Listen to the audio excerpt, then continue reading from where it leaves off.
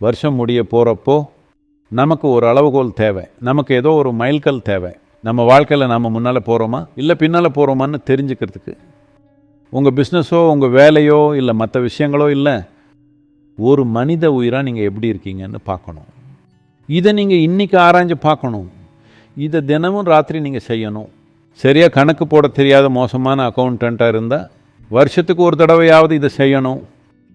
அப்படி ஆராய்ஞ்சு பார்த்தீங்கன்னா உங்களால் தவறுகளை சரி செஞ்சுக்க முடியும். இதை செக் பண்ண ஒரு எளிமையான வழி என்னென்னா, நான் இன்னும் கொஞ்சம் ஆனந்தமான மனிதராக இருக்கேனா, இன்னும் கொஞ்சம் ரிலாக்ஸாக இருக்கேனா, இன்னும் கொஞ்சம் கருணையோடு இருக்கேனா, இன்னும் கொஞ்சம் அன்போடு பழகிறேனான்னு பார்க்குறது. உங்கள் குடும்பத்தோட தீர்ப்புகளை வச்சு முடிவு பண்ணாதீங்க, ஏன்னா அங்கே நிறையா பாகுபாடுகள் இருக்கும். குடும்பம், சுற்றி இருக்கிறவங்க, ஃப்ரெண்ட்ஸ், இவங்க எல்லாருக்குமே சுயநலம் இருக்கும். உங்களுக்குள்ளே நீங்கள் நேர்மையாக பாருங்கள், ஒரு மனிதராக நீங்கள் முன்னேறி இருக்கீங்களா? ஏன்னா உங்கள் கல்லறைக்கு ஒரு வருஷம் நெருக்கமாக போயிட்டீங்க. சரியாக வாழ போகிறது இல்லைனாலும் குறைஞ்சபட்சம் ஒரு சிறந்த மனிதராக சாக வேணாமா?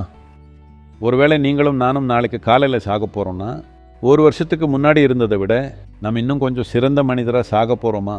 இதுதான் முக்கியமான கேள்வி. வரப்போகிற புது வருஷத்தில் ஒரு தெளிவான பிளான் நீங்கள் வச்சுக்கணும்னு நான் விரும்புகிறேன்.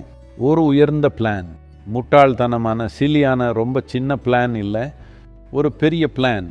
நான் இந்த நிலையில் இருக்கணும். நீங்கள் என்னோட அறிவுரைகள் படி நடக்க வேண்டாம். ஆனால் நீங்கள் பெட்டராக இருந்தீங்கன்னா உங்களுக்குள்ள அந்த போராட்டம், மன உளைச்சல், சங்கடங்கள் எல்லாம் கண்டிப்பாக குறைஞ்சிருக்கணும். அப்படி தானே? நீங்கள் முன்னேறி இருக்கீங்கிறதுக்கு அதான் அடையாளம்.